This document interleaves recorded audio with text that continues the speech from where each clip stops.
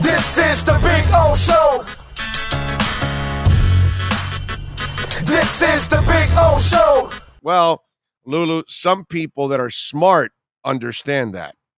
Others don't. Others think that he should be putting up the same kind of numbers that others that have a much better situation, and they're doing better because they're putting up better stats, and they think that they should be, he should be putting up Justin Herbert stats. You know what I mean? But you're not a very smart football fan if you think you're supposed to get the same kind of production when you don't have the same kind of tools around you. But that's the problem, Lulu. We have people that are just absolutely, what's it called? Unrealistic about it all. Okay. Coach didn't choose the players. Our O-line is bottom of the league. What Tua is doing is magnificent. He's far more accurate than Herbert. He's more accurate than most every quarterback in the league, period. People may not want to admit that because he's a young guy, but his accuracy is sick. Okay? He may not be the fastest guy. He may not be the biggest guy. He may not have the biggest arm in the league. We all know that. But he can play this position and play it at an incredibly high level. And if you put the right people in front of him, he will be a star and he will lift your team.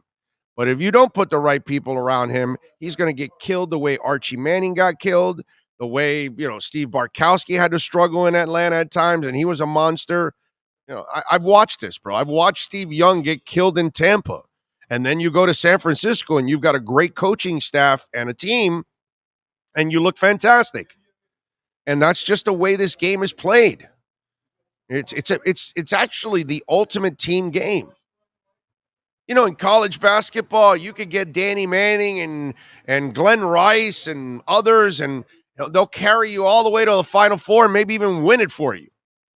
That can happen in college basketball. In the NBA, you need maybe one or two guys, and you can have one hell of a season and maybe even possibly win a championship if you can find a third guy almost.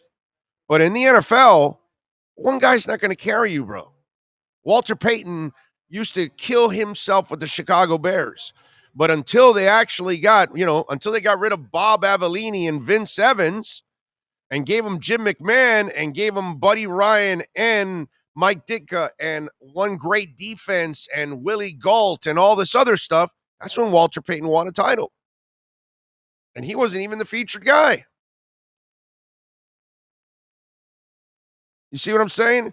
So there are plenty of examples in the history of the NFL of great players that just never got it done because they weren't on great teams. But there's this misconception out there that Tua's supposed to lift everybody up when it's garbage. No, he'll make other people better as long as they're doing their job. But he can't make other people better if he's on his ass and running for his life. And he has to get rid of the ball in 2 seconds because he's going to get killed. This is the only quarterback in the league that gets pressured when he's handing off the ball. Okay? That's ridiculous. The man barely has enough time to hand off the ball. You want him to wait for a 40-yard play to develop downfield. I mean, it is king-size stupidity when I hear people say, well, they don't throw the ball deep enough. Well, moron, do you watch the damn game? Because you're an effing idiot if you don't watch the games. Don't say go deep when you can't go deep because you'll be dead. Okay?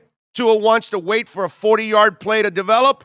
Let's just put the tombstone right there behind the center because that's where you're going to find him, buried. Here lies Tua, too stupid to wait for a deep ball. That's why he's now dead. So Tua learned his lesson. I'm not fracturing my ribs anymore. I'm not selling my body out anymore. I've already busted up my hip. I busted up ankles. I got to get rid of this football quickly. Why? Because I got 5 bums and an idiot coaching them. And those guys, I say 5 bums because that's how they're playing right now. I don't believe all 5 are bad. Well, Jesse Davis is a backup. Here, there, in any league, anywhere, any decade, Jesse Davis is a backup. He's never been a starter in his life. He has no business being a starter in his life. Only Brian Flores starts that guy. He's Andrew Gardner.